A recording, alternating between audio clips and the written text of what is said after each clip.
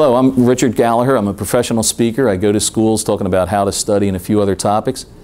If you'd like to contact me, my email address is irishturtle without the last E at AOL.com, and my website is studyskillscentral.com. I firmly believe the difference between a D and an A is 10 quality minutes of work, and this is half of it. Write it to prove you know it. Your parents should never have heard you your spelling words. Teachers never hear you anything. You have to write it on the test. If you can write it, you know it. If you can't write it, you can't prove to the teacher you know it. Your friends can ask you science, social studies, math. Please write your answers. You'll see your mistakes. Works on a higher level. When, not if, when you write down the teacher's questions. When, not if, you get into a group, you'll figure out the essay question. And do something few students ever do. Actually, write the essay answer out the night before the test, at least an outline. If you can make the outline tonight, you'll be able to do it tomorrow. If you can't write it tonight, what makes you think you'll do it the next day under the pressure of the test? When you're finished studying, take a blank sheet of paper and just write everything you know. It's basically a review sheet. And it doesn't have to be in sentences. Idea, idea, idea, idea, idea, idea, idea, you stop. You count it up, you have 7. But there's actually 9 on the list, so you're missing 2. Study those 2 now, you get them right the next day on the test. Make an outline of the essay the night before. I had one student say, "Mr. Gallagher, all this writing business, that sounds an awful lot like work." Yes, it is work. The only place success comes before work is when you look it up in the dictionary. If you want a good grade, you must do something to earn it. I know you practice your sports, you practice your music. Doesn't it make sense to actually practice for the test? Yeah, watch my head. Nodding the head does not row the boat. You want that boat to move, you better get some action involved. Because every adult knows this and very few kids do. Your I will is much more important than your IQ. Give me somebody who takes an idea and uses it. Write it to prove you know it. The next part of the 10-minute plan deals with spatial learning. It has been proven if you hear something once in a month, like you're hearing Gallagher, teacher says it once in a month, 90% chance you will forget that. If you can hear it 6 times in a month, make a study tape up, play it over and over, there's a 90% chance you will remember it. So I'm going to spend a few minutes talking about your long-term memory. You must get things in class that night and 2 nights later. Most students look at notes. Because you see your notes, you think you know it. Come time for the test, what happens? You forget it, you don't know it. That's because when most students study for a test, they don't know what they don't know.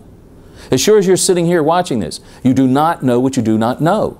Because if you knew what you did not know, you could look it up and then you would know it. Aha! I'd be willing to bet if you study 60 minutes for a test, you'll spend at least 45 minutes.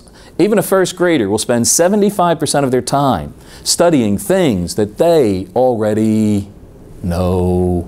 What a waste of time. Why don't you study what you don't know? This takes about 3 minutes a night. Aren't the new things in science, new things in math, aren't the new things the answers on the test? Of course they are. So each night on an index card, a simple flashcard, on one side goes the new word. This is the key on the back where you cannot see it, its definition.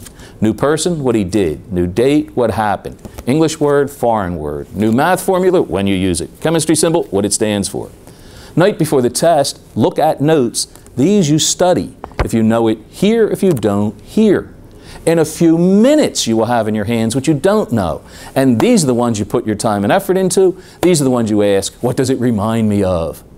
There's one major problem with flashcards, and that is that people stop using them with the times tables. Talk about walking your talk. I use over 1,000 flashcards every year. I hear a good idea, read a good idea, on a card, in the filing system. It's the making of my next product. I don't know any other way of doing big projects.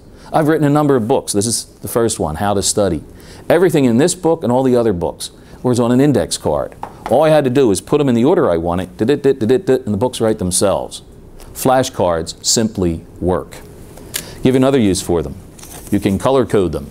When you have a foreign language, on blue cards go the masculine words, pink cards the feminine words. Languages like Latin or German, white cards for the neuter words. Maybe the colors will help you to remember the proper endings. Anytime you buy flashcards, index cards, cut them in half. You'll get twice as much for your money. Speaking about cutting them in half, you can literally cut them up. This will help anytime you need to remember things in groups or categories, and I'll just use English as an example. Maybe you only put adjectives on oval yellow cards. You only put nouns on round red cards, verbs on green cloud-like cards, and prepositions on triangular orange. The size, the color, the shape, any one of those may trigger the memory. Aha, now I remember it. Flashcards simply work. Let me get back to long-term memory. You have to get it in class that night and 2 nights later.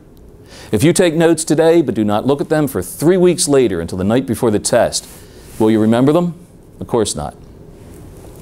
I like questions. What happened a long time ago?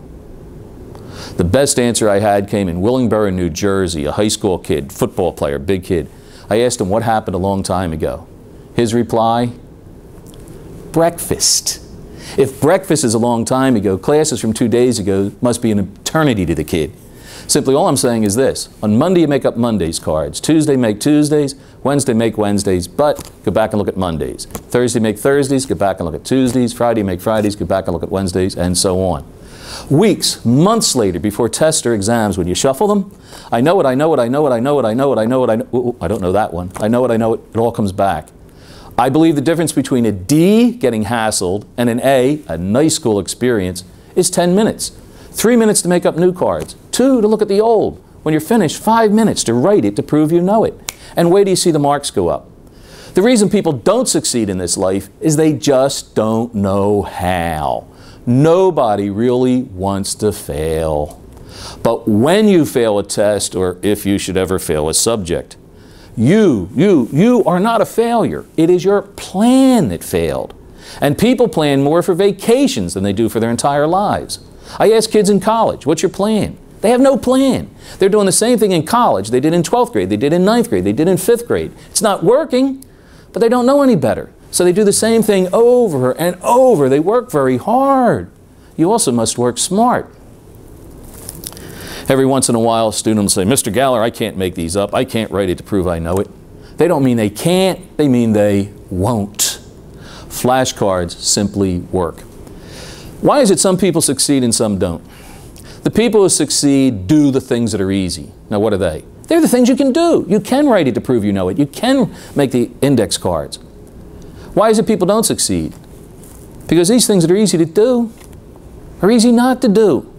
And then you get the test you failed. You look at your report card. Oh, what am I going to do now? Well, why wait till the reports come out? Why not write it now? Why not use the index cards now? Flashcards simply work. See you on the next tape.